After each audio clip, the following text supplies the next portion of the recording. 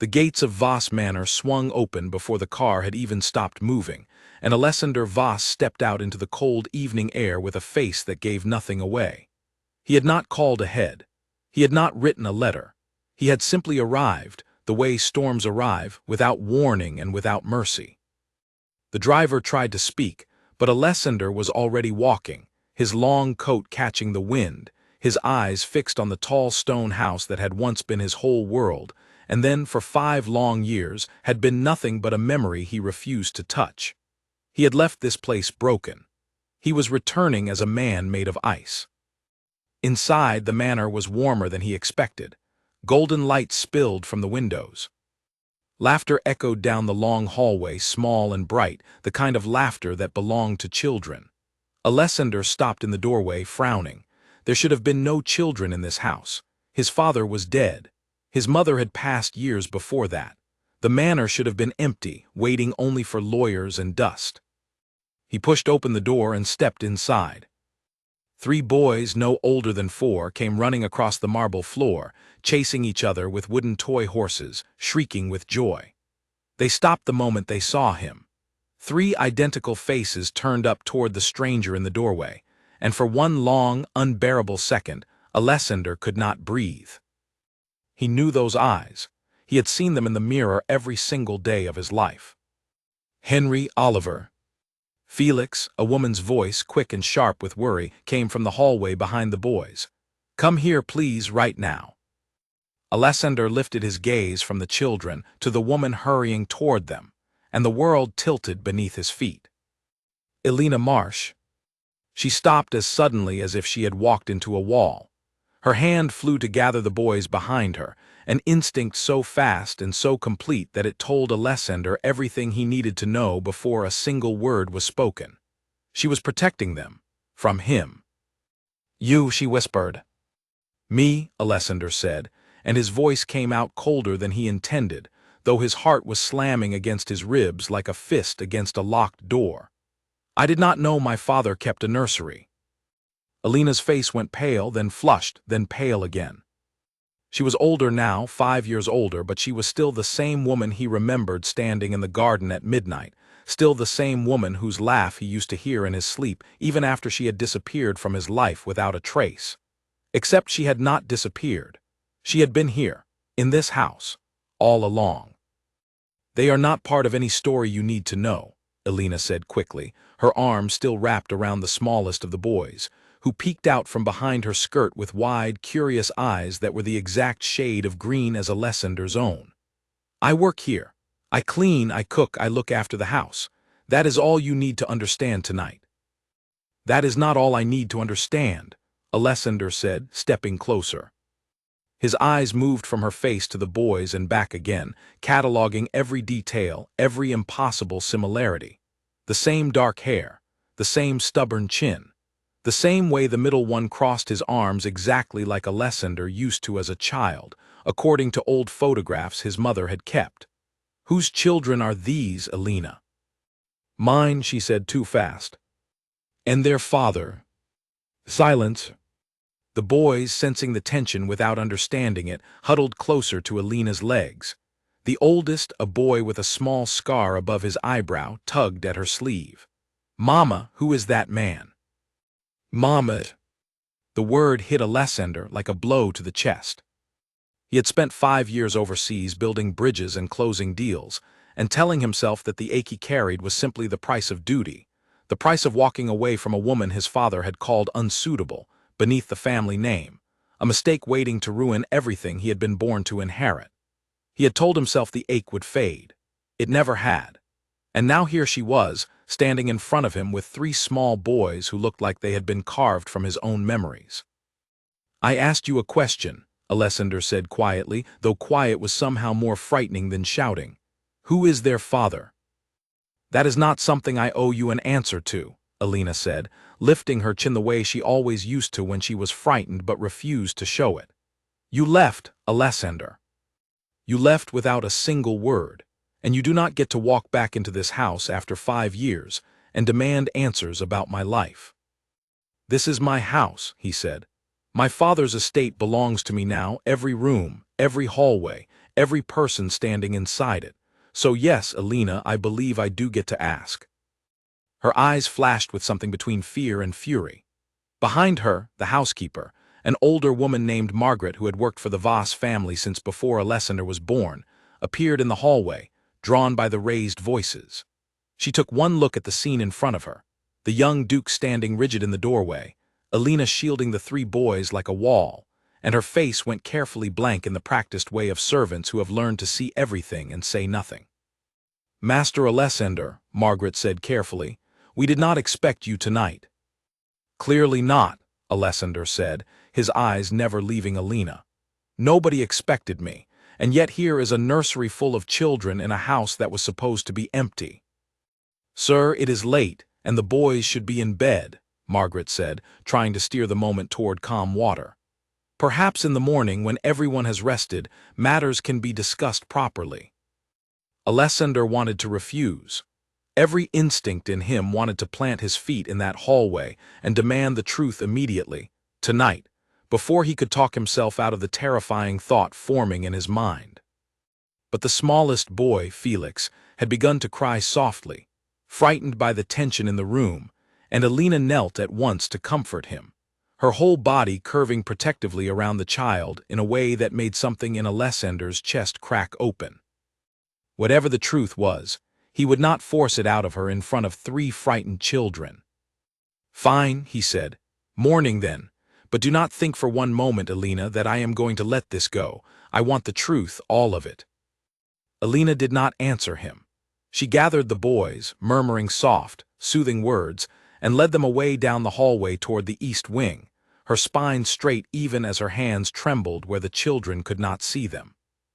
Alessander watched her go, watched the three small figures disappear around the corner, and stood alone in the grand entrance hall of the house he had been born in, feeling more lost than he had in 5 long years abroad. Margaret lingered a moment longer, wringing her hands. Sir, she said carefully, whatever you are thinking, please remember that Alina has done nothing but work hard and love those boys with everything she has. She has had a difficult road. How long has she worked here? Alessander asked, his voice low. A little over 3 years, sir. She came back not long after. Margaret hesitated, choosing her words with visible care. Not long after your father passed, God rest him. Before that she was gone, nobody knew where. 3 years. The boys looked to be about 4. The math formed itself in Alessander's mind whether he wanted it to or not, and his stomach turned cold. Leave me, he said quietly. Margaret bowed her head and withdrew, leaving Alessander alone in the vast hallway, surrounded by portraits of Voss ancestors staring down at him from gilded frames, men who had built empires and demanded obedience, and never once, as far as Alessander knew, been shaken the way he was shaken now. He walked slowly through the silent house, past the closed door of the nursery, where he could hear the faint, muffled sound of Alina's voice singing something soft and low to calm the children back to sleep. He stopped outside that door and pressed his palm flat against the old wood, listening. 3 boys. 3 faces that looked exactly like his own. A woman who had vanished 5 years ago without a single word of goodbye, only to reappear in his father's house under a false calm, raising children she refused to name a father for. Alessander closed his eyes. He had returned to Voss Manor tonight expecting silence, paperwork, and an empty house waiting to be sold or settled. Instead, he had found his whole world rearranged in the space of a single hallway. Whatever cold armor he had built over 5 years of distance and denial, it had cracked the moment 3 small boys looked up at him with his own eyes. He did not sleep that night. He sat in his father's old study, staring at the fire, turning the same question over and over in his mind until dawn began to creep through the curtains. Whose children were they, really? Deep down, in the part of himself he had spent 5 years trying to silence, he already knew the answer. He was simply not yet ready to hear Alina say it out loud. Morning came gray and quiet over Voss Manor, but there was nothing quiet about the storm building inside Alessander's chest. He had not slept. He had spent the night in his father's study, watching the fire burn down to embers, and by the time the sun rose he had made a decision. He would have his answer today, whatever it cost. He found Alina in the kitchen garden behind the house, kneeling among the herb beds with a basket at her side, her sleeves pushed up and her hands buried in the soil as though the simple work of pulling weeds could steady something inside her that had been shaken loose the night before. She heard his footsteps on the gravel path and went very still without turning around. "You did not sleep either," Alessander said. "It was not a question." "I have 3 children to feed and dress and get ready for the day," Alina said, still not looking at him. "Sleep is a luxury I gave up a long time ago."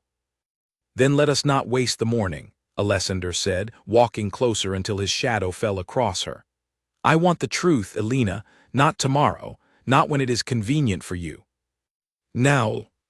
Alina finally rose to her feet, brushing the dirt from her hands, and turned to face him fully for the first time since the night before. In the pale morning light, he could see the exhaustion carved into her face, the fine lines at the corners of her eyes that had not been there 5 years ago, the quiet strength that had replaced the softness he remembered. She had changed. Life had clearly not been gentle with her. "You want the truth," she repeated slowly. "Very well. The truth is that I left this house 5 years ago because I was told to leave. The truth is that I built a life for myself and my sons with nothing but my own 2 hands, and I did not ask for your help, your name, or your permission. That is the truth, Alessander. Take it or leave it." "That is not an answer." "That is a wall," Alessander said. "I asked you who their father is. And I told you, it is none of your concern." "They have my eyes," Alessander said, his voice cracking slightly despite his effort to keep it level. "They have my father's jaw. The oldest one crosses his arms exactly the way I did when I was his age, according to every photograph my mother ever kept of me. Do not stand here and tell me this is none of my concern, Alina. Do not insult me that way." For a moment something flickered across Alina's face, something raw and frightened, quickly hidden behind a mask of calm. She looked away, toward the hedges at the edge of the garden, and when she spoke again her voice was quieter. "Even if what you are thinking were true," she said, "what difference would it make now? You left, you went overseas, and you never once wrote, never once called, never once tried to find out what happened to me after I disappeared from this house. Whatever claim you think you have to those boys, you gave it up the day you walked away." "I did not walk away by choice," Alessander said sharply, and then caught himself, pulling the words back before they could spill further. He had never told anyone the truth of why he left, not even Margaret, who had known him since childhood. He was not ready to hand that truth to Alina now, not until he understood what she had been hiding from him in return. Alina studied his face, searching for something in his sudden hesitation, but before either of them could press further, the kitchen door banged open and Margaret appeared on the back step, her expression tight with warning. "Alina," she called, "the boys are asking for you. Felix will not eat his breakfast without you there." Alina seized the excuse gratefully, gathering her basket and moving toward the house without a backward glance. Alessander watched her go, frustration coiling tight in his chest, and made a decision that surprised even himself. "Alina," he called after her, "you are not to leave this estate, not until we have settled this properly." She stopped in the doorway, her back rigid. "Is that an order, Your Grace?" she asked, and there was an edge to the title that had not been there when she used to say his name softly in the dark, back when the world had felt simple, and the future had felt like something they might build together. "Call it what you like," Alessander said, "but you and the boys will remain here until I understand exactly what happened while I was gone." Alina did not answer. She disappeared into the house, and Alessander stood alone in the garden, breathing hard, feeling the ghost of the man he used to be pressing uncomfortably close to the man he had forced himself to become. That afternoon, Alessander summoned Margaret to the study, determined to get answers from someone in the household even if Alina refused to give them freely. Margaret arrived with the careful, guarded expression of a woman who had spent decades keeping other people's secrets, and had no intention of breaking that habit now. "Sit," Alessander said, gesturing to the chair across from his desk. Margaret sat, folding her hands in her lap. I know you are loyal to Alina, Alessander began. I respect that, but I need you to understand something. I am not here to punish her. I am not here to threaten her or those children.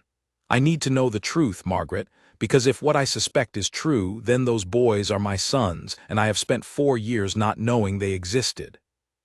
Margaret's composure cracked slightly at that, a flicker of sympathy crossing her weathered face before she caught herself. It is not my place to speak for Alina, she said carefully. I am not asking you to speak for her. I am asking you to tell me what you know. Margaret was quiet for a long moment, weighing loyalty against the plain evidence of Alessander's distress, the exhaustion in his eyes, the way his hands gripped the edge of the desk as though he needed something solid to hold onto. Finally, she sighed. Alina came to us 3 years ago, she said. She was thin, tired, and desperate for work. She had 2 suitcases and 3 babies barely a year old and nowhere else to turn. Your father hired her himself, though I never understood why, given how strict he usually was about staff. She has worked harder than anyone I have ever known, sir. She has never once complained, never once asked for anything beyond her wages. She has raised those boys almost entirely alone. Did my father know, Alessander asked slowly, who the father of those children was? Margaret hesitated again, and that hesitation told Alessander everything he needed to know. I believe he did, sir, she said quietly. Though he never spoke of it directly to me. There were letters early on before Alina arrived. Your father received them and burned them himself in this very fireplace. I only know because I was the one who had to clean the ashes. Alessander felt something cold settle into the pit of his stomach. Letters, his father had known. His father had known and had said nothing, had let Alessander believe for 5 years that Alina had simply vanished, had chosen to leave without explanation, when in truth she may have been trying to reach him the entire time and had been silenced before her words could ever arrive. Do you know what the letters said? Alessander asked, his voice barely above a whisper. No, sir, your father never allowed anyone near his private correspondence, but I remember the look on his face after he read them. I had never seen him so unsettled. Whatever was written in those pages, it frightened him. Alessander sat back in his chair, his mind racing through 5 years of assumptions that were now collapsing beneath him like a poorly built wall. He had believed Alina chose to leave, chose silence, chose to disappear from his life the moment things became difficult. He had carried that belief overseas with him, had let it harden into the cold armor that made him the man everyone now called ruthless in business and untouchable in matters of the heart. And all along, the truth may have been the opposite of everything he believed. Thank you, Margaret, he said finally. That will be all. After she left, Alessander remained alone in the study for a long time, staring at the fireplace where his father had apparently burned letters meant for him, letters that might have changed everything if they had ever reached his hands. The fire was cold now, nothing but gray ash and the ghost of old flames, but Alessander stared into it anyway, as though he might somehow see through time to the words that had been destroyed there. He thought of the 3 boys running across the marble floor the night before, their laughter bright and unguarded, unaware of the storm gathering above their small lives. He thought of Alina's hands trembling as she gathered them close, protecting them from a man she clearly believed was still the enemy who had abandoned her. He needed to find those letters, or whatever remained of them. He needed to understand exactly what his father had done, and exactly what Alina had tried to tell him 5 years ago before his father's fire had silenced her words forever. That evening, as the household settled into the quiet rhythm of dinner and bedtime, Alessander made his way to his father's private study on the upper floor, a room he had rarely been permitted to enter as a child, and had avoided out of habit ever since his father's death. He searched through drawers and cabinets, old ledgers and business correspondence, looking for anything that might explain what his father had hidden. In the bottom drawer of an old writing desk, beneath a false panel that took him nearly an hour to discover, Alessander found a small locked box. His hands shook slightly as he forced it open with a letter opener, and inside he found a single surviving page, half burned at the edges, the ink faded but still legible in places. He read the words slowly, his breath catching in his throat. It was enough. It was more than enough to confirm the terrible shape of what his father had done, and Alessander understood, with a sickening certainty, that the truth he had spent the day chasing was far worse than he had imagined. Alina had not abandoned him. She had been silenced, and Alessander had spent 5 years blaming the wrong person for a wound his own father had inflicted. He folded the fragile page carefully and pressed it against his chest. And for the first time since he had returned to Voss Manor, the cold armor around his heart began, very slowly, to crack open. He would go to Alina tonight. He would show her what he had found, and whatever came next, he would no longer let silence stand between them. The hallway outside Alina's room felt longer than Alessander remembered, though he had walked it 1,000 times as a young man sneaking away from his father's watchful eyes to spend stolen hours with the woman who worked in the manor's kitchens. He stood outside her door now, with a burned scrap of paper pressed against his chest, his heart pounding harder than it ever had in any boardroom or negotiation across 5 years of building an empire meant to distract him from the hole she had left behind. He knocked softly, aware that the boys were likely already asleep in the next room. Alina opened the door in a plain gray robe, her hair loose around her shoulders, and the sight of her like this, unguarded, stripped of the stiff formality she wore during the day, nearly broke something loose in his chest all over again. Her eyes widened when she saw the paper in his hand. "What is that?" she asked, though her voice suggested she already knew. "I found it in my father's study," Alessander said quietly. "Hidden, burned but not completely. Alina, I need you to tell me everything, please. I am done guessing." She stared at the fragile page for a long moment, and something in her seemed to give way, some final wall crumbling after years of holding steady under its own weight. She stepped back from the doorway and let him in, closing the door softly behind them so their voices would not wake the sleeping children in the next room. "Sit," she said, gesturing to the small chair by the window, and she sat on the edge of her narrow bed, folding her hands in her lap the way she always did when she was trying to hold herself together. "5 years ago," she began, "we were happy. You remember that much, I hope." "I remember every second of it," Alessander said. "Your father found out about us in the spring," Alina continued, her voice steady despite the memory clearly costing her something to revisit. "He called me into his study alone, without you knowing. He told me that if I did not disappear from your life immediately, he would ruin my family. My father owed money to men your family had influence over. Your father made it clear that with one phone call, he could destroy everything my family had, and he would do it without a moment's hesitation unless I left quietly and never told you why." Alessander's jaw tightened, his hands curling into fists on his knees. "I did not know that," he said. "He told me you left because you did not want the life that came with marrying into this family. He told me you said the responsibility frightened you, that you preferred your freedom." "That is a lie," Alina said, her voice sharpening for the first time. "I never said any such thing. I loved you, Alessander.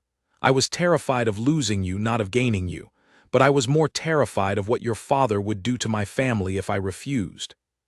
So I left. I did not tell you why because your father made it clear that if I tried, he would carry out his threat regardless, simply out of spite, simply to prove he could." "And the letters," Alessander said. "Margaret told me there were letters. My father burned them." Alina nodded slowly, her eyes shining with tears she refused to let fall. "I discovered I was pregnant a few weeks after I left. I did not know it at the time your father made his threat. I wrote to you, Alessander.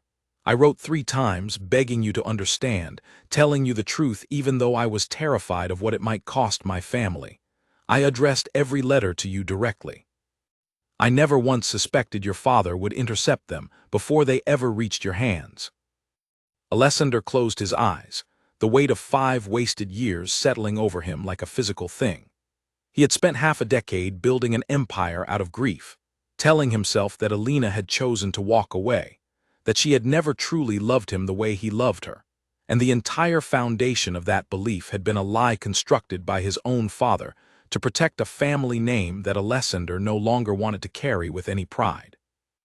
"I am so sorry," he said, his voice rough. "I should have come after you. I should have questioned what he told me instead of simply accepting it, and running to the other side of the world to escape the pain of it." "You could not have known," Alina said, though there was little comfort in her voice, only exhaustion. "Your father was very good at making his lies sound like kindness. He told me after I discovered I was pregnant and tried one final time to reach you directly by coming to the estate in person, that if I ever set foot near you again, he would have my father arrested on false charges he had already arranged with men who owed him favors. I believed him. I had no choice but to believe him. So I left the country for a time. I gave birth alone, far from everyone I knew, and I raised 3 boys by myself with nothing but the wages I could earn cleaning houses and waiting tables in cities where nobody knew my name."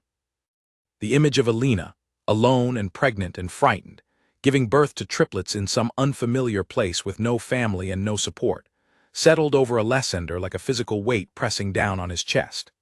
He had been overseas at the same time, closing deals worth millions, staying in luxury hotels, telling himself he was building a life to be proud of, while the woman he loved was fighting to survive with nothing but her own strength and 3 infants depending entirely on her. "How did you end up back here?" Alessander asked quietly. "Working in this house under my father's roof after everything he did to you." Alina's expression turned bitter, though there was a strange, hollow satisfaction beneath it. "When the boys were about a year old, I ran out of money entirely. I had nowhere else to turn, and pride is a luxury poor mothers cannot afford. I came back to confront your father directly, prepared to demand he take responsibility in some way, even if only financially, for the sake of his grandsons. Instead, he offered me a position in this house under a condition." "What condition?" Alessander asked, dreading the answer. "That I never tell you the truth," Alina said. "That I raised the boys here, under his roof, where he could watch them grow, and I believe now, quietly take some strange comfort in having his bloodline nearby, even as he refused to acknowledge it publicly. He was terrified of scandal, terrified of what it would mean for the family name if the truth came out before he had secured the business alliances he was still negotiating at the time.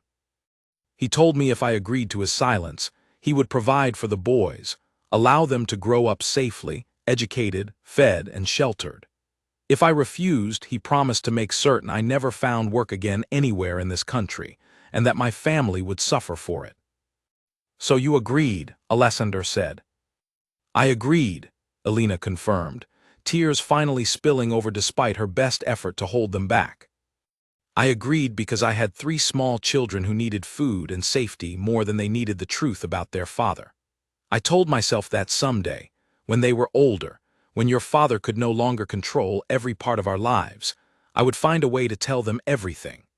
I never imagined you would simply walk back through that door one evening with no warning at all, and that the truth would come tumbling out before I was ready for it."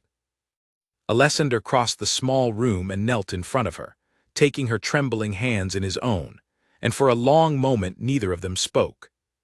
The silence between them was heavy with 5 wasted years, with a father's cruelty, with letters burned before they could ever carry hope across an ocean, with a woman's quiet, unbreakable strength in the face of impossible odds. "I am sorry," Alessander said again, because there was nothing else large enough to say. "I am sorry for every day you carried this alone. I am sorry my father did this to you, to us, to our sons. I cannot undo the 5 years we lost, Alina, but I swear to you, from this moment forward, you will never carry this weight by yourself again." Alina looked up at him, searching his face for any trace of the coldness he had shown her since arriving, and found instead something raw and unguarded, something that looked very much like the young man she had fallen in love with before the world had taught them both how cruel it could be. "I do not know if I can trust that promise," she whispered honestly. "You left once already, Alessander. Even if it was not truly your choice, the boys and I have survived this long without you.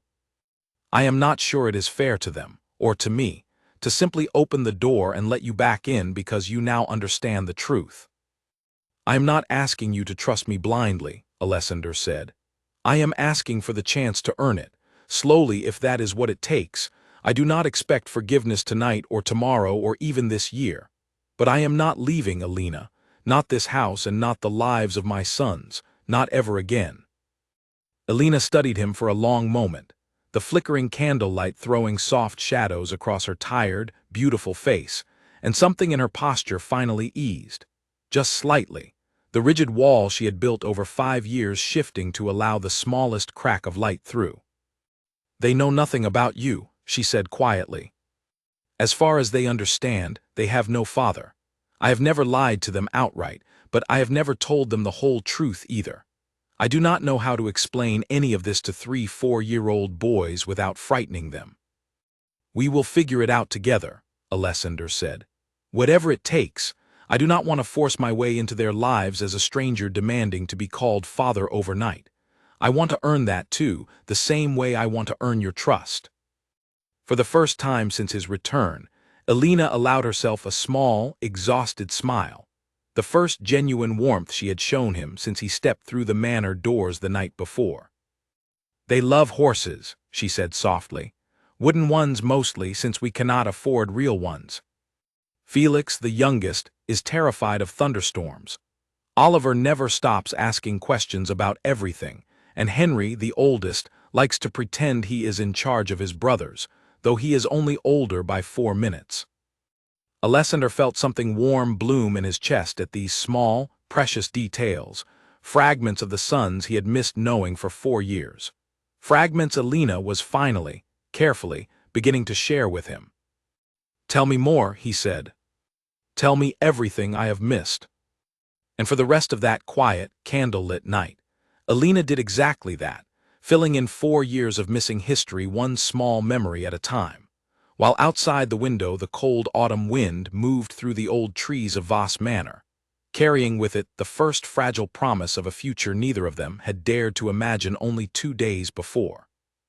Neither of them yet knew that beyond the manor gates, word of the Duke's sudden return and the mysterious children living under his roof had already begun to spread through the town, whispered from servant to shopkeeper to journalist, gathering speed and distortion with every retelling, until it would soon reach ears far more dangerous than either of them could have anticipated. By the time the sun rose over Voss Manor the next morning, a strange and fragile peace had settled over the house, though Alessander knew it would not last long. He had not slept, but for once the sleeplessness did not feel like a burden.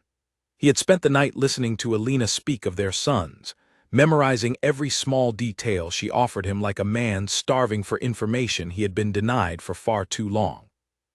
He found the boys in the breakfast room shortly after dawn, seated at a small table set apart from the grand dining hall, spooning porridge into their mouths with the enthusiastic mess only small children could produce. They looked up when he entered, 3 identical faces turning toward him with open curiosity rather than fear, and Alessander felt his chest tighten at the sight of them in daylight, unguarded and unaware of the storm their existence had caused. "That is the man from last night," Oliver announced to his brothers, pointing his spoon directly at Alessander with the blunt honesty only a 4-year-old possessed. "Mama was scared of him." "I was not scared," came Alina's voice from the doorway, though her cheeks flushed slightly as she entered the room behind him. "I was simply surprised. Grown-ups can be surprised without being scared." "Is he going to stay?" Henry asked, studying Alessander with an assessing look far too serious for his small face. Alessander crouched down slightly, bringing himself closer to the boy's eye level, unsure exactly how to approach this moment but determined not to waste it. "Yes," he said. "I am going to stay. My name is Alessander." "That is a long name," Felix said solemnly, and his brothers giggled, breaking the tension in the room without meaning to. "It is very long," Alessander agreed, allowing the smallest smile to touch his face, an expression that felt unfamiliar after years of practiced coldness in every business meeting and social event he had endured overseas. "You can call me whatever is easier if you like." The boys exchanged a look among themselves, some silent triplet communication that excluded the adults entirely, and Henry finally spoke for all 3 of them. "We will think about it," he declared, with the gravity of a much older child, and returned his attention to his porridge as though the matter were settled for the time being. Alina caught Alessander's eye across the room, and something passed between them, a shared amusement, a shared tenderness, the first easy moment they had shared since his return.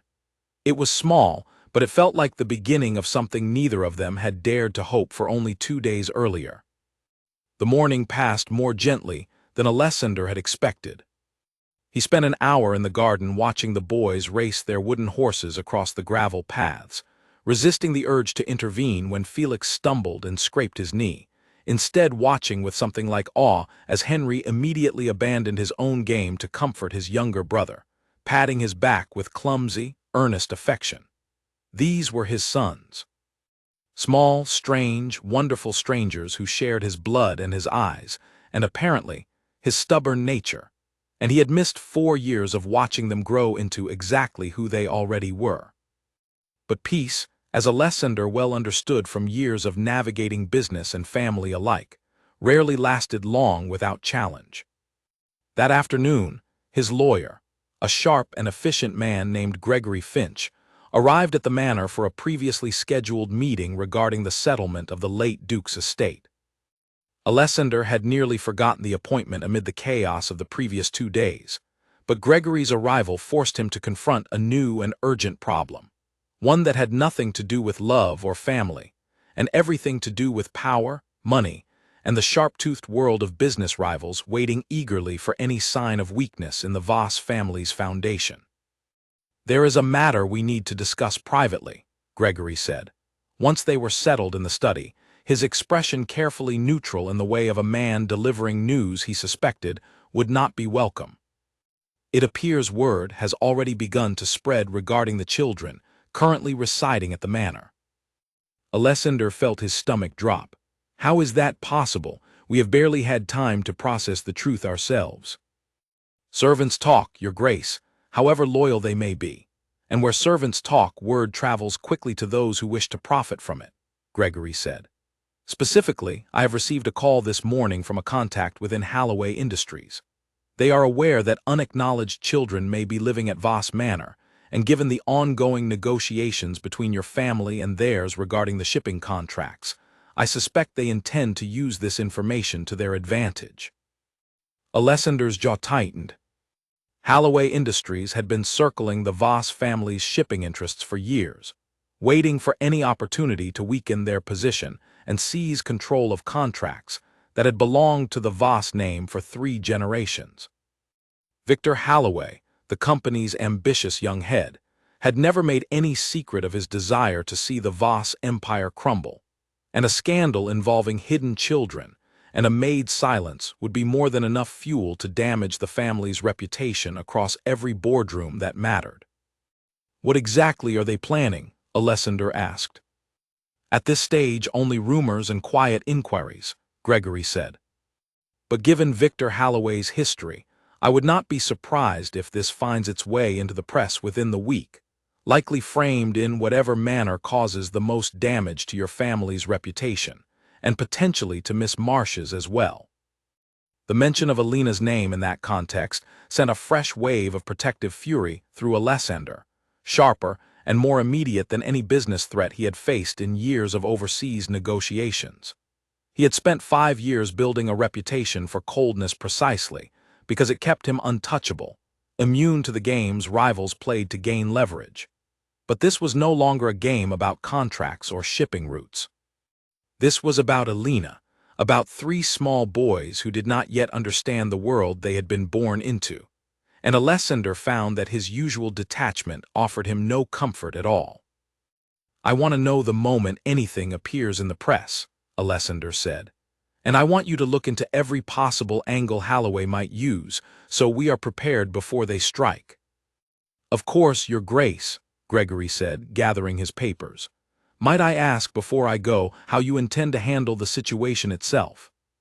Publicly acknowledging the children, should the truth come to light regardless, would be a significant decision with lasting consequences. Alessander was quiet for a long moment, staring out the study window toward the garden, where he could just make out the small figures of his sons still playing among the hedges. Alina watching over them with the quiet vigilance of a woman who had spent years protecting them entirely alone. "They are my sons," Alessander said finally, his voice steady with a certainty that surprised even himself. "I do not intend to hide that truth from anyone, regardless of what it costs the family name. My father spent his life protecting that name at the expense of people who deserved better. I do not intend to follow his example." Gregory studied him for a moment, something like respect flickering across his usually unreadable face, before he nodded and excused himself, leaving Alessander alone with the weight of a decision that would soon ripple far beyond the walls of Voss Manor. That evening, Alessander found Alina in the nursery, tucking the boys into their beds after a long day of play had finally worn them into exhausted, happy sleep. He stood quietly in the doorway, watching her move between the three small beds, smoothing blankets and pressing gentle kisses to foreheads, humming something low and familiar under her breath. "We need to talk," he said softly, once she had finished and stepped out into the hallway, pulling the door gently closed behind her. Alina's face tightened with immediate worry, the peaceful softness of the evening evaporating instantly. "What is it?" "Word is spreading," Alessander said. "About the boys, about us. A rival business, Halloway Industries, has already caught wind of it, and my lawyer believes they intend to use it against the family, possibly through the press." Alina's face drained of color. "They cannot do that. They cannot drag my sons into some business war they had nothing to do with." "I will not let that happen," Alessander said firmly. "But I need you to understand what I am about to do before it happens, so it does not come as another surprise." "What are you going to do?" Alina asked, her voice tight with apprehension. "I am going to acknowledge them," Alessander said. "Publicly and before anyone else has the chance to twist the story into something ugly. I would rather the world hear the truth from me, on our terms, than hear a distorted version crafted by men who want nothing but to profit from our pain." Alina stared at him, searching his face for any sign of hesitation, any indication that this decision was born of obligation rather than genuine conviction, and found none. "Are you certain?" she asked quietly. "Once you do this, there is no taking it back. The world will know. Your family's name, my name, the boys' names, all of it will be public in a way it has never been before." "I am certain," Alessander said, and he meant it more completely than he had meant anything in 5 long years. "I have spent too long hiding behind silence and distance, Alina. I am done letting fear decide who I acknowledge and who I protect. Those boys deserve a father who stands beside them openly, not one who hides them away out of concern for what other people might say." Alina's eyes filled with tears, though this time they seemed to carry something other than fear, something closer to relief, closer to hope, closer to the fragile beginning of trust rebuilding itself one honest moment at a time. "Then I am with you," she said softly. "Whatever comes next, we face it together." Neither of them could have known, standing together in that quiet hallway outside their sleeping son's door, just how quickly the storm would arrive, or how much strength it would demand of them both in the difficult days that followed. The story broke 3 days later, faster and uglier than even Gregory Finch had predicted. Alessander was in his father's old study reviewing shipping contracts when his phone began ringing without pause, one call after another, until he finally answered simply to stop the noise. Gregory's voice on the other end was tight with barely controlled urgency. "It is out," he said. "A morning paper has run a story claiming the Voss family has been hiding illegitimate children for years, and that the mother, identified by name, was paid to remain silent while working as household staff under false pretenses. The tone is not kind, Your Grace. They are painting Miss Marsh as an opportunist who deceived your late father, and by extension, deceived you." Alessander closed his eyes, gripping the phone hard enough that his knuckles turned white. "Send me the article." Within minutes, he was staring at the headline on his screen, and the fury that rose in him was unlike anything he had felt in 5 years of navigating cutthroat business dealings across 3 continents. The article was cruel and calculated, clearly sourced from someone with intimate knowledge of the household, likely paid handsomely by Holloway Industries or one of their allies to leak just enough truth twisted into just enough lies to cause maximum damage. It called Alina manipulative. It suggested she had trapped a grieving old man into supporting her children financially while concealing their true parenthood. It hinted, without directly stating, that she may have targeted Alessander himself upon his return, timing her revelation for maximum personal gain. Every word was a knife aimed directly at the woman who had spent 5 years surviving alone, raising 3 children with nothing but her own strength, and Alessander felt something in him harden into pure resolve. He found Alina in the nursery, her phone already in her hand, her face white as she read the same article he had just finished. She looked up at him when he entered, and the fear in her eyes was not for herself. "They are going to come after the boys," she said, her voice trembling. "Reporters, photographers, people who will not care that they are only 4 years old.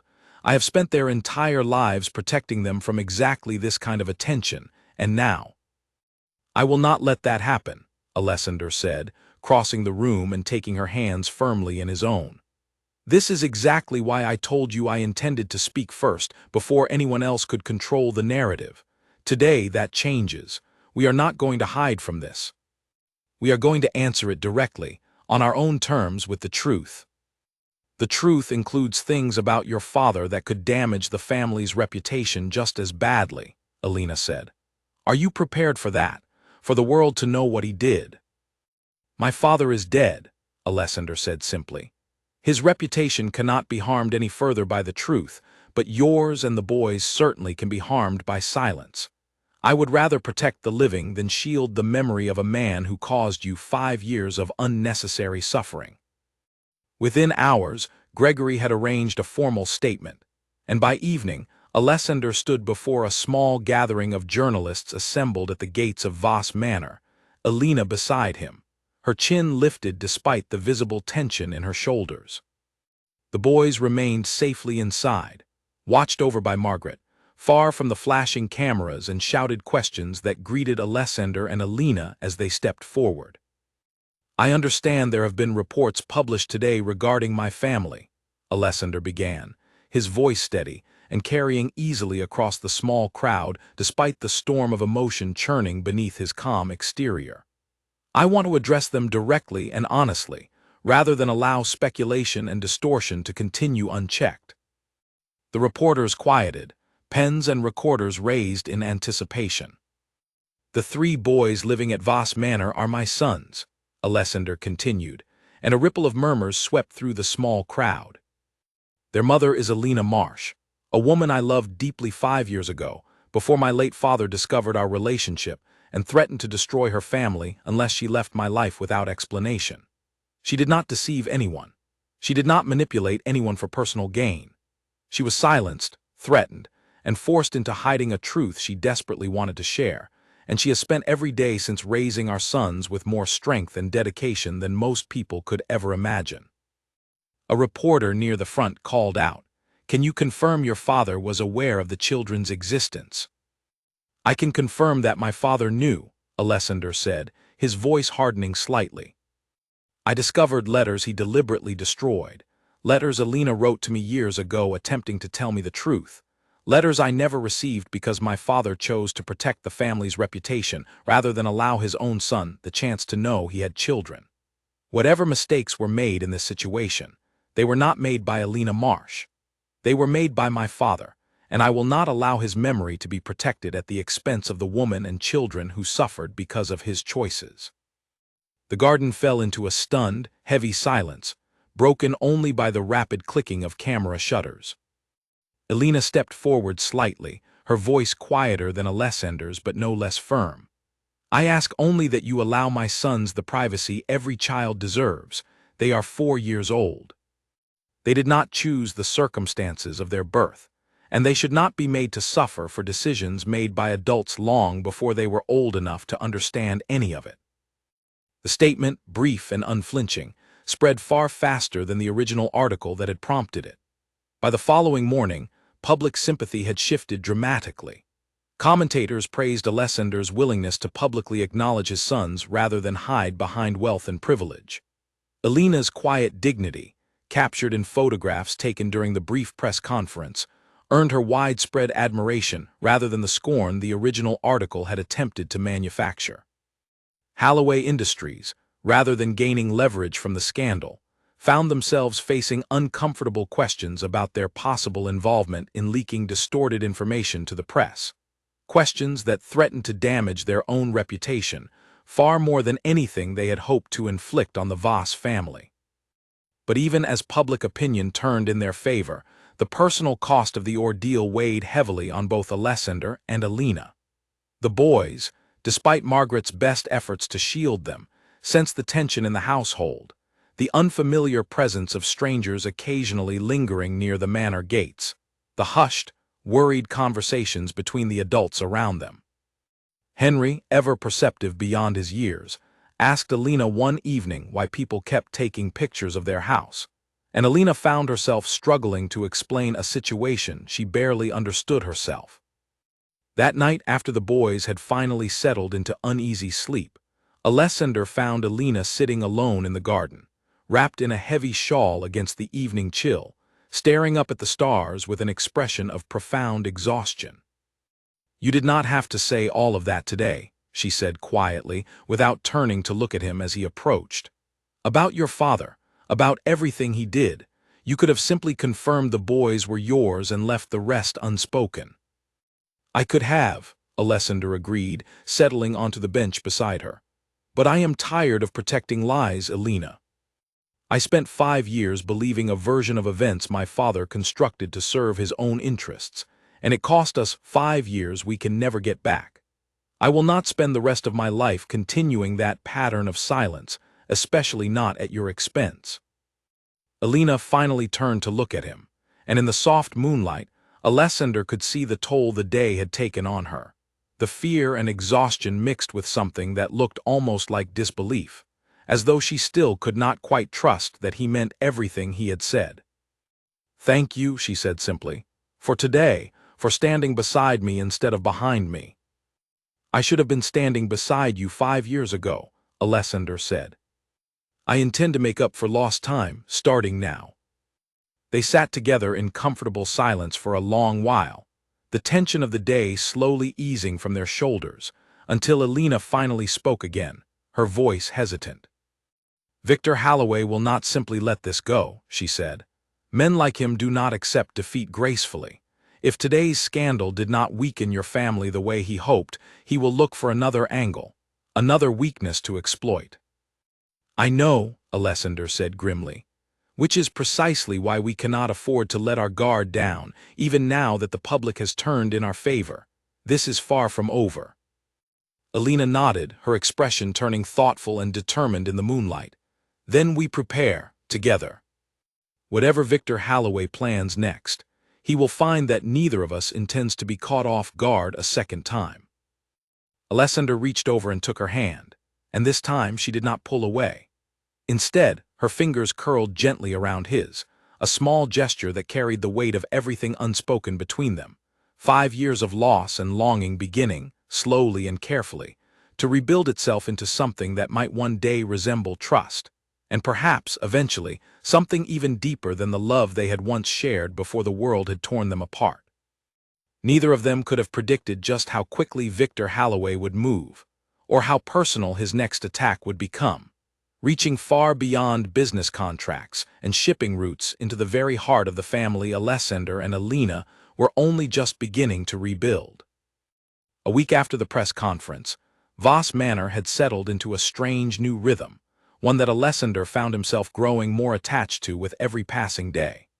The reporters had thinned out, though a few still lingered occasionally near the gates, and the household staff had grown accustomed to the sight of their reserved young duke crouched in the garden, patiently rebuilding a wooden horse that Felix had broken during an overly enthusiastic race. "You are getting better at that," Alina said one afternoon, watching from the kitchen doorway as Alessander carefully glued a broken leg back onto the small toy. His sleeves rolled up, and his usually immaculate appearance slightly disheveled from an hour spent on his knees in the grass. "I have had a great deal of practice this week," Alessander replied, holding up the repaired horse with visible satisfaction before Felix snatched it eagerly from his hands and ran off to rejoin his brothers. Apparently wooden horses do not survive well under the ownership of three overly energetic boys. Elena laughed, a genuine, unguarded sound that Alessander had not heard from her since his return, and something in his chest warmed at the sound of it. In the days since the scandal had broken and then, remarkably, resolved in their favor, they had fallen into an easier pattern together, one built not on grand declarations but on small, ordinary moments. Breakfast together each morning, evening walks through the garden after the boys had gone to bed, quiet conversations that gradually filled in the gaps of 5 lost years, one memory at a time. He learned, slowly, the shape of the life Elena had built alone. She told him about the tiny apartment she had rented in a city far from Voss Manor, barely large enough for a bed and a crib, where she had given birth to 3 sons within minutes of each other with only a kind midwife and a stranger from the building next door to help her through the night. She told him about the long months afterward, working 2 jobs while a neighbor watched the boys, surviving on almost no sleep and less money, never once considering giving up despite how impossible it must have seemed. "There was one winter," Elena said one evening, as they sat together on the garden bench after the boys had finally been coaxed to sleep, "when all 3 of them caught a fever within the same week. I did not sleep for 4 days straight. I remember sitting on the floor between their 3 little beds, checking their temperatures every hour, terrified that I would lose all 3 of them at once, and there would be nobody in the world who even knew to grieve with me." Alessander felt something twist painfully in his chest at the thought of her facing that alone, an ocean away from him, while he had been sitting in comfortable hotel rooms negotiating business deals that suddenly felt meaningless in comparison. "I am sorry I was not there," he said quietly. "I am sorry for every hard night you faced without anyone beside you." "You could not have known," Elena said, though her voice carried less bitterness than it once had. "And in a strange way, surviving that winter alone taught me something about my own strength that I do not think I ever would have discovered otherwise. I am not the same woman who left this house 5 years ago, Alessander. I am not sure I could go back to being her even if I wanted to." "I do not want you to go back," Alessander said, turning to face her fully. "I do not want the woman who left 5 years ago. I want the woman sitting in front of me now, the one who survived everything your circumstances demanded of her and came out stronger for it. That is who I fell in love with all over again the moment I saw you standing in that hallway protecting our sons." Elena's breath caught, and for a long moment neither of them spoke, the weight of the confession settling gently between them in the quiet evening air. Then, slowly, she reached out and rested her hand against his cheek, the way she used to when they were young and reckless and had not yet learned how cruelly the world could separate 2 people who loved each other. "I am still afraid," she admitted softly. "Afraid this is temporary, afraid something will pull us apart again the way it did before." "Nothing will pull us apart again," Alessander said, covering her hand with his own. "I do not intend to give the world, or anyone in it, that kind of power over us ever again."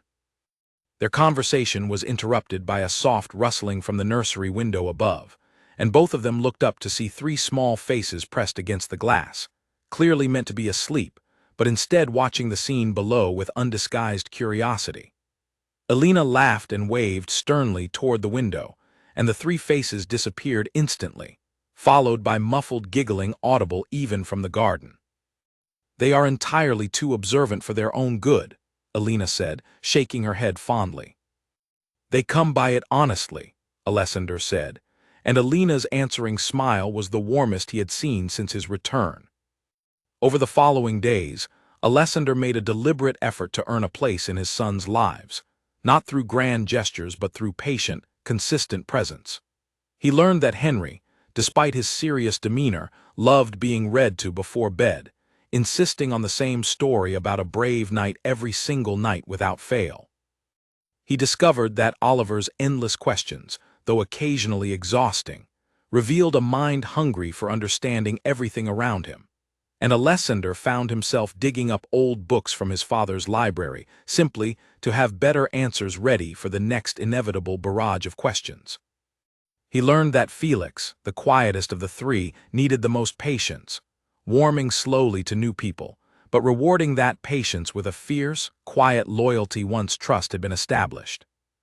One evening, as a sudden autumn storm rolled in over the manor, Alessander found Felix hiding beneath his blankets, trembling at every crack of thunder that shook the old windows.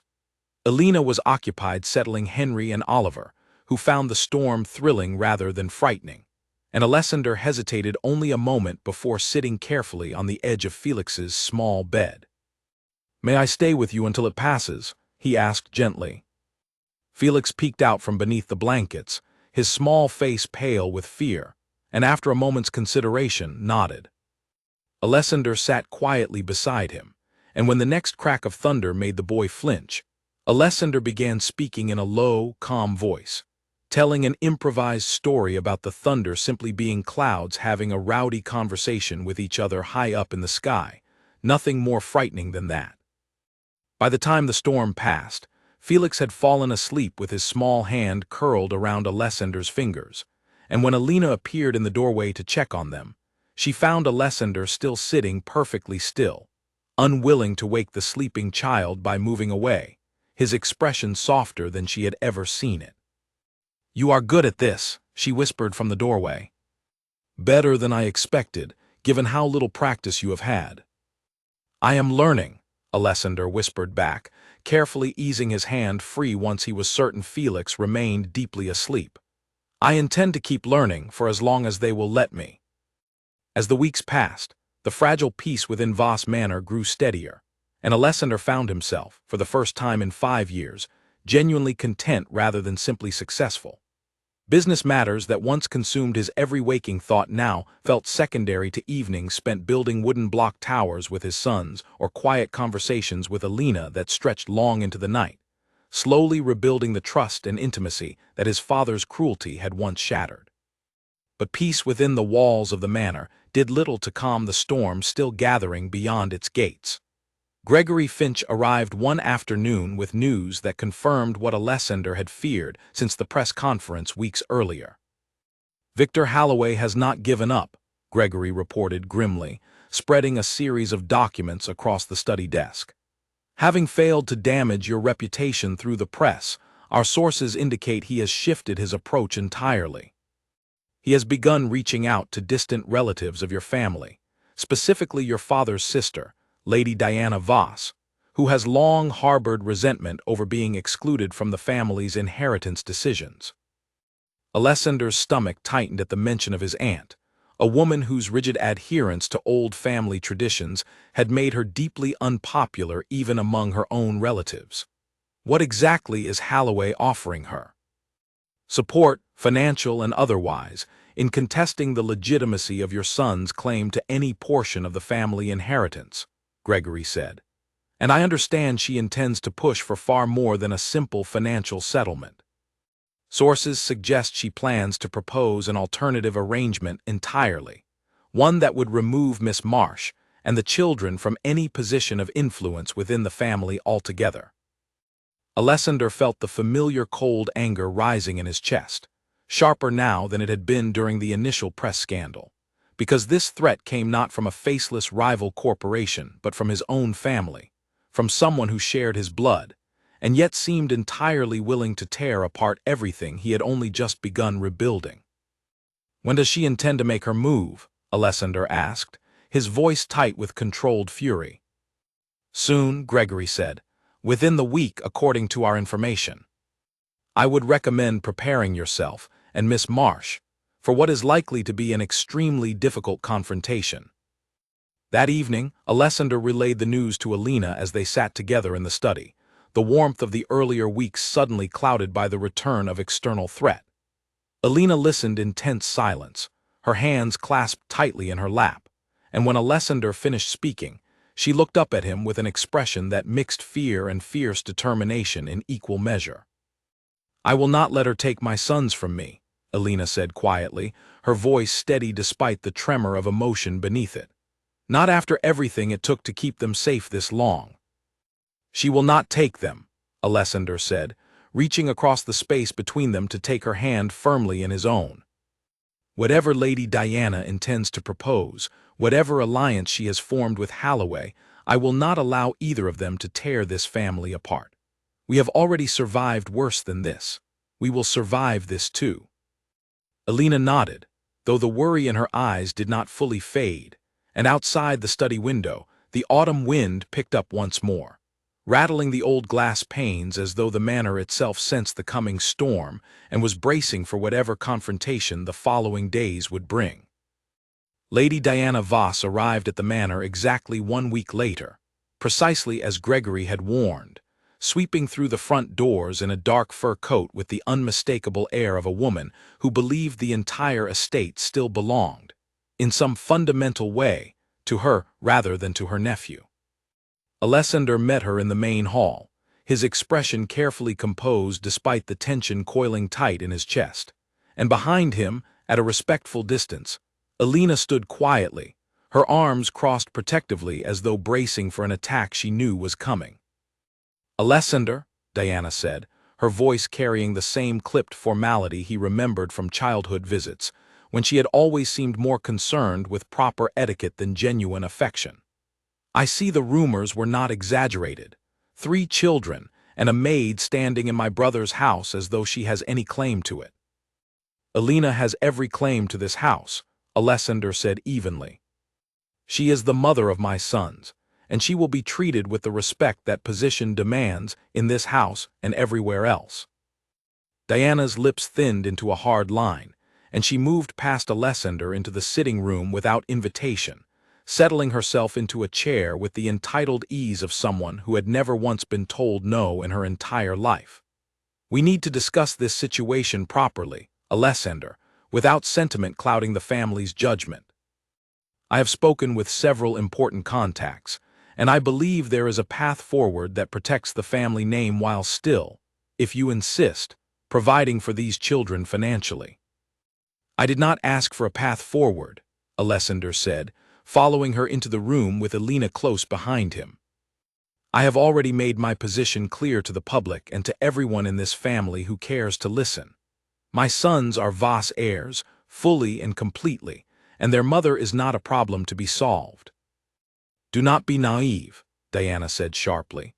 "A public acknowledgement made in the heat of scandal is not the same as a sustainable arrangement for the family's future. You are the Duke now, Alessander. You require a proper marriage, a proper duchess, someone who understands the responsibilities that come with this family's legacy. I have already begun discussions with the Ashworth family regarding their eldest daughter. A union there would repair whatever damage this scandal has caused and secure the family's position for generations to come." Alina's face went pale, but she said nothing, her jaw tight with the effort of remaining composed in the face of being discussed, as though she were an obstacle to be removed rather than a person standing directly in the room. "Let me be absolutely clear," Alessander said, his voice dropping into a register of controlled fury that Diana had likely never heard from him before. "I have no interest in a marriage arranged for the sake of family optics. I have no interest in the Ashworth family, or any other family your contacts might suggest. Alina is the woman I love, and she is the mother of my sons, and if I marry anyone, it will be her and no one else." Diana's composure cracked slightly at the directness of his refusal, her carefully arranged expression flickering into genuine surprise before hardening once more into cold determination. "You are being foolish, Alessander, led by guilt and misplaced affection rather than reason. This woman worked as household staff. She has no title, no proper family standing, nothing to offer this family beyond the children she happened to bear. If you insist on this path, I promise you the consequences will extend far beyond simple disapproval. I have connections on the family board who share my concerns, and I assure you, we will use every resource available to contest any arrangement that threatens the family's standing." "Then use them," Alessander said, unflinching. I will not be threatened into abandoning my sons or the woman I love simply to satisfy an old woman's outdated notions of what this family should look like. My father spent his life protecting this family's reputation at the expense of the people who deserved his loyalty most, and it cost him everything that actually mattered. I refuse to repeat his mistake. Diana rose from her chair, her expression tight with barely contained fury. You will regret this decision, Alessander. Mark my words. Victor Halloway is not a patient man, and he will not stop simply because you have made a dramatic declaration in this sitting room. Then let him try whatever he intends to try, Alessander said calmly. I have already survived one attempt to destroy this family through scandal and manipulation. I do not intend to be frightened by a second. Diana studied him for a long moment, clearly recalculating whatever strategy she had walked into the room prepared to execute, before finally turning on her heel and sweeping toward the door, pausing only briefly to cast a final, dismissive glance toward Alina. You have no idea what you have gotten yourself into, girl, Diana said coldly. This family has ways of protecting itself that you cannot possibly understand. I understand more than you think, Alina replied quietly, her voice steady despite the tension of the moment. I understand that a family built on threats and silence is not worth protecting. I would rather raise my sons somewhere far from this house than watch them grow up believing that cruelty is what love looks like. Diana's expression flickered with something almost like respect before she turned and left without another word, the front door closing firmly behind her with an echo that seemed to settle over the entire manor. Once she was gone, Alina's composure finally broke, her shoulders sagging as the adrenaline that had carried her through the confrontation began to drain away, leaving exhaustion in its place. Alessander crossed the room immediately and pulled her into his arms, holding her tightly as she pressed her face against his chest. I meant every word, he said softly into her hair. I do not care what Diana threatens or what Halloway attempts next. I am not choosing anyone else ever. It has only ever been you. She could still cause problems, Alina murmured against him. The board, the shipping contracts, everything you have built. I do not want to be the reason you lose all of it. You are not a reason to lose anything, Alessander said firmly, pulling back just enough to look directly into her eyes. You are the reason any of it is worth having in the first place.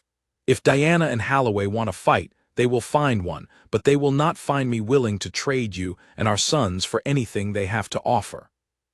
Alina searched his face for a long moment, and whatever uncertainty had lingered in her heart since his return seemed, finally, to settle into something steadier, something that resembled genuine trust rather than cautious hope. Then let them try, she said softly, echoing his earlier words. And for the first time since he had returned to Voss Manor, Alessander saw not fear in her eyes but quiet, unshakable resolve.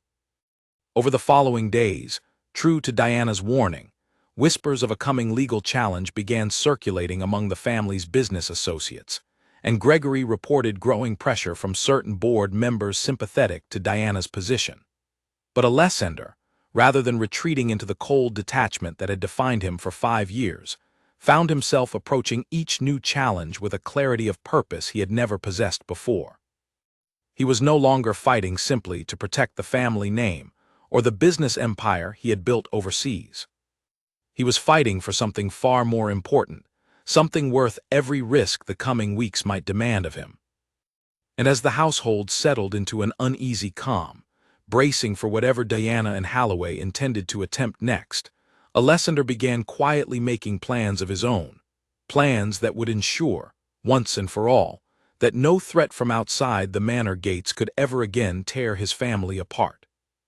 The final confrontation came sooner than anyone at Voss Manor expected, arriving not as a dramatic legal battle, but as a quiet meeting request from Victor Halloway himself, delivered through Gregory with an unusual note of caution in the lawyer's voice. He wants to meet you directly, Gregory explained, standing in the study with a folder of documents pressed against his chest. No lawyers present, no witnesses beyond the two of you. He claims he wishes to discuss a resolution that benefits both parties before matters escalate further. Alessander considered the request carefully, weighing the risk of walking into a private meeting with a man who had spent weeks trying to destroy his family against the possibility that Holloway, having failed at every previous attempt, might genuinely be seeking a way to end the conflict before it consumed resources on both sides. "Arrange it," Alessander said finally, "but have someone waiting nearby just in case." The meeting took place 2 days later in a private room at a hotel in the city, neutral ground chosen by Holloway himself. Victor Holloway turned out to be younger than Alessander expected, sharp-featured and confident, with the restless energy of a man who had built his own fortune through relentless ambition rather than inherited privilege. "I will be direct," Holloway said, once they were both seated, dispensing with any pretense of pleasantries. "My initial approach to this situation was a mistake. I underestimated how the public would respond to your acknowledgement of the children, and I underestimated you, frankly. Attacking your family through scandal has cost me more in reputation than it has gained me in leverage over the shipping contracts." "So you are here to negotiate a truce," Alessander said, watching him carefully. "I am here because continued conflict serves neither of us," Holloway said. "Lady Diana approached me with an alliance I should never have accepted. She wanted a scandal loud enough to force you into an arranged marriage that would have secured her preferred political and business connections. I wanted leverage over your shipping routes. Neither of us achieved what we wanted, and instead, I find myself facing public criticism for what increasingly looks like a cruel attempt to punish an innocent family." "What exactly are you proposing?" Alessander asked, unwilling to let his guard down despite Holloway's apparent shift in tone. "A complete withdrawal," Holloway said. "I will cease all involvement with Lady Diana's efforts to contest your son's legitimacy or your relationship with Miss Marsh. I will issue a statement clarifying that my company had no involvement in the original press leak, distancing myself from any further association with attempts to damage your family's reputation. In exchange, I ask only that our companies return to fair, straightforward negotiation regarding the shipping contracts, without either side using personal matters as leverage going forward." Alessander studied him for a long moment, searching for any hidden angle, any trap concealed within the seemingly reasonable proposal. But Holloway's expression remained steady, and Alessander recognized, somewhat reluctantly, the calculation of a businessman who understood when a losing strategy needed to be abandoned before it caused further damage. "Agreed," Alessander said finally, extending his hand. "Provided your statement is issued within the week, and provided Lady Diana receives no further support from your company in her efforts against my family." Holloway shook his hand firmly. "You have my word, and for whatever it is worth, Your Grace, I will say this. What you did at that press conference, acknowledging your sons publicly rather than hiding them away, took more courage than most men in your position would have shown. I misjudged the situation entirely." Alessander left the meeting with a weight lifted from his shoulders that he had not fully realized he was carrying. Without Holloway's support, Diana's threats against the family board lost much of their force, and within days, Gregory confirmed that her allies among the board members had quietly withdrawn their backing, unwilling to continue a fight that no longer had any real chance of succeeding. When Alessander returned to Voss Manor that evening, he found Alina in the garden, sitting on the same bench where they had shared so many quiet conversations over the past weeks, the three boys chasing fireflies in the fading evening light nearby. She looked up as he approached, searching his face for news, and the relief that spread across her features when he nodded confirmed everything she needed to know. "It is over," he said, settling beside her on the bench. "Holloway has withdrawn entirely, and without his support, Diana's efforts have collapsed. The board is no longer contesting anything regarding you or the boys." Alina exhaled a long breath, tension she had carried for weeks finally easing from her shoulders. "I almost cannot believe it," she said softly. "After everything, it is simply over." "Not entirely over," Alessander said, and something in his tone made Alina turn to look at him more closely. He reached into his coat pocket and withdrew a small velvet box, and Alina's breath caught as he opened it to reveal a simple, elegant ring, nothing showy or excessive, but chosen with obvious care. "Alina Marsh," he said, his voice steady despite the emotion evident beneath it. "I have spent 5 years without you, believing a lie my father constructed to protect a name that never deserved the sacrifice you made for it. I do not want to spend one more day pretending that anything matters more to me than you and our sons. I am not asking you to marry me because it would repair the family's reputation, or because it would resolve any remaining questions about the boy's legitimacy. I am asking because I love you, completely and without reservation, exactly as I did 5 years ago, and exactly as I do now, standing here in this garden with everything finally out in the open between us."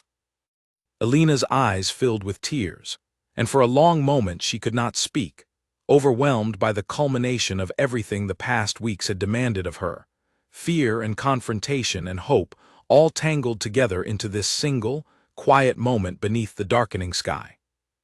"Yes," she finally whispered, and then louder, laughing through her tears. "Yes, Alessander, of course, yes." The boys, drawn by the sound of their mother's laughter, abandoned their game of chasing fireflies and ran toward the bench, curious about the commotion. Henry noticed the ring first, his eyes widening with the particular delight of a child recognizing something important even without fully understanding it. "Are you getting married?" he asked, looking between his parents with barely contained excitement. "We are," Alessander said, laughing as all 3 boys erupted into enthusiastic cheering, Felix immediately climbing into Alessander's lap, while Oliver began peppering Alina with an eager stream of questions about weddings and whether there would be cake. Margaret appeared in the garden doorway, drawn by the commotion, and her weathered face broke into a wide, genuine smile at the sight before her. The family she had watched suffer and struggle for years, now finally whole and radiantly happy in the fading evening light. The wedding took place 2 months later in the very garden where Alessander had proposed, small and intimate, attended only by those who had remained loyal through the difficult weeks of scandal and confrontation. Alina wore a simple, elegant gown, and the boys, dressed in small matching suits, took their roles as ring-bearers with the utmost seriousness their 4-year-old dignity could muster, Henry solemnly presenting the rings as though he had been training for the responsibility his entire life. As Alessander stood at the altar watching Alina walk toward him through the garden, past hedges that had witnessed their earliest stolen moments together years ago, and their most painful confrontations only weeks before, he felt the last remnants of the cold armor he had built during 5 years of solitary exile finally, completely, fall away. His father's cruelty had cost them 5 years they could never reclaim, had built walls of silence and fear that had nearly destroyed everything before it had truly begun. But standing in that garden, surrounded by the family he had almost missed entirely, Alessander understood that some things, once found, were worth every difficult step it took to reclaim them. Alina reached him at the altar, and as their hands joined together, the boys watching proudly from the front row, the old Duke's shadow that had hung over Voss Manor for so long finally lifted completely, replaced by something warmer, something the house had not held within its walls in a very long time. Family, love, and a truth finally spoken aloud that had silenced every cold word Alessander had once believed defined him. A year passed, and Voss Manor no longer felt like the cold, silent house Alessander had returned to on that unforgettable evening. The halls that had once echoed only with the memory of his father's strict rule now rang constantly with the sound of running feet, shouted games, and Alina's laughter drifting from whichever room the boys had most recently turned upside down in their endless search for adventure. Henry, Oliver, and Felix had grown taller, though their personalities remained as distinct as ever. Henry had taken it upon himself to learn everything he could about the shipping business, following Alessander around the study with a small notebook, insisting on writing down important words even though he had only recently learned to spell them correctly. Oliver's curiosity had only intensified, and Alina often joked that between his endless questions and Alessander's patient answers, The manor's library had never been so thoroughly explored by anyone in its long history. Felix, once the most fearful of the three, had grown remarkably brave, though he still preferred Alessander's steady presence during thunderstorms, a small tradition neither of them had any intention of abandoning even as he grew older. Alina had settled fully into her new role, not as a duchess in name only, but as a genuine partner in every decision that shaped the family's future. She had insisted on continuing some of her own work as well, establishing a small charitable foundation dedicated to supporting single mothers facing circumstances similar to what she herself had once endured, using her own painful experience to build something that might ease the burden for others walking a similar difficult path. Lady Diana, to everyone's genuine surprise, had gradually softened in the months following her failed attempt to derail Alessander's marriage. Whether from genuine reflection or simply the pragmatic recognition that continued hostility served no purpose, she had begun making tentative appearances at family gatherings, initially stiff and awkward, but slowly warming as the boys, entirely unaware of the earlier conflict, greeted her with the same uncomplicated enthusiasm they showed everyone in their lives. By the boys' 5th birthday, Diana had surprised the entire household by arriving with carefully chosen gifts and staying long past the polite minimum, watching the celebration with an expression that looked remarkably like genuine affection. "I was wrong about a great many things," she admitted quietly to Alessander one afternoon, watching Alina chase Felix across the garden while Henry attempted, with limited success, to referee a game whose rules seemed to change with every passing minute. "Your father raised me to believe that protecting the family name mattered more than anything else, more than happiness, more than honesty. I am not certain I ever truly questioned that belief until I watched what real happiness looks like, standing right here in this garden." "It is never too late to choose differently," Alessander said, and Diana, for the first time in longer than either of them could remember, smiled without reservation. Victor Halloway, true to his word, had maintained a respectful distance from the family's personal affairs, and the renewed negotiations between their two companies had, remarkably, developed into a genuine business partnership built on mutual respect rather than rivalry. Occasionally, at industry events, Halloway and Alessander would exchange a knowing nod, two men who had once stood on opposite sides of a painful conflict, and had somehow found their way toward something resembling friendship in its aftermath. But the most meaningful changes had taken place within the quiet, ordinary moments of daily life at Voss Manor, moments that carried far more weight than any business triumph or resolved family conflict. Alessander had learned, slowly and deliberately, how to be present in ways his own father never had been. He no longer disappeared for months at a time chasing business deals across distant continents. He had restructured the company entirely, delegating responsibilities that had once demanded his constant personal attention, choosing instead to build a life where his presence at the breakfast table each morning mattered more than any contract waiting to be signed.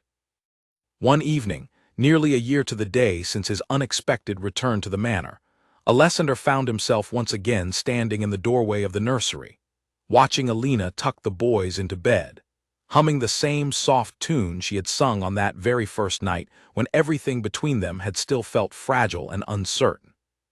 The scene was almost identical to the one that had first shattered his careful composure, except now, nothing about it frightened him.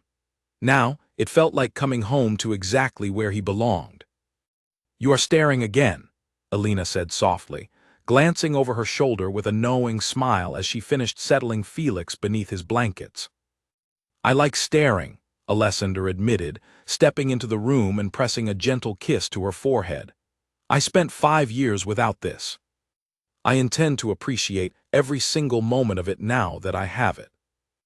Later that night, after the boys had drifted into peaceful sleep, and the manor had settled into its familiar evening quiet, Alessander and Alina sat together in the garden, wrapped in blankets against the cool autumn air, much as they had done countless times over the past year. The stars stretched overhead in the same wide, endless sky that had witnessed their earliest love, their painful separation, and their difficult, hard-won reunion. "Do you ever think about how differently everything might have turned out?" Alina asked quietly, resting her head against his shoulder. "If you had simply never returned that night?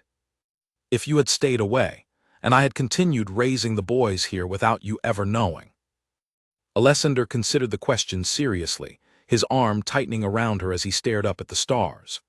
"I think about it sometimes," he admitted, "and every time I am grateful beyond words that fate or chance or whatever force guided me back through those gates that evening did not allow that other version of our lives to happen. I cannot imagine a life without you and the boys now. I do not want to imagine it." "Neither do I," Alina said softly.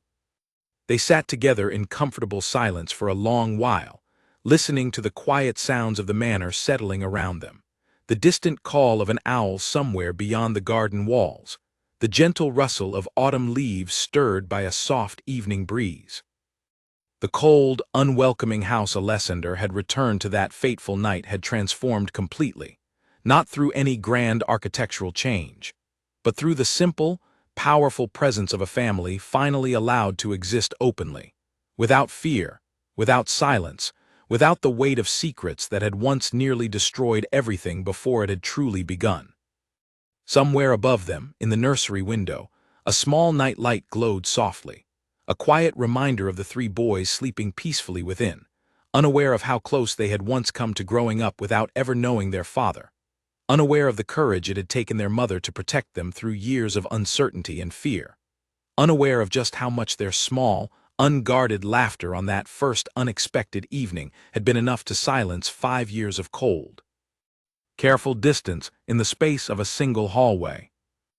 Alessander pressed a soft kiss to the top of Alina's head, and as the stars continued their slow, patient journey across the sky above Voss Manor, he found himself, for the first time in longer than he could remember, entirely and completely at peace. The Duke who had once arrived without warning, cold and unyielding, had finally found the one truth capable of silencing every wall he had built around his heart. Love, patient and unbroken despite every obstacle placed against it, had found its way home at last.